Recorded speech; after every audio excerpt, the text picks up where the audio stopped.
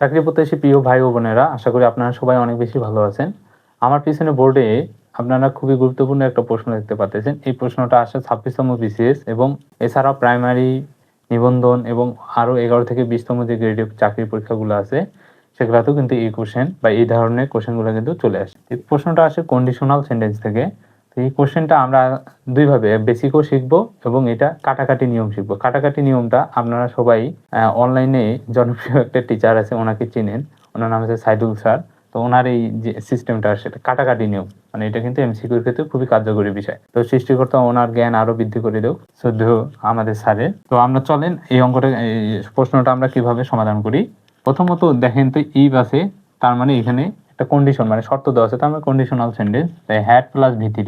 তাহলে এই যে ভি3 মানে হচ্ছে এটা থার্ড কন্ডিশনাল। ভি3 মানে কি কন্ডিশনাল? Third conditional.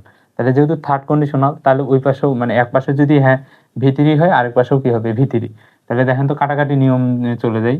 দেখেন তো ভি3 নাই কোথায়? ভি3 এখানে ভি3 আছে, কিন্তু এটা তো হ্যাভ, উড হ্যাভ বিন, মানে বিন হয় না সাধারণত।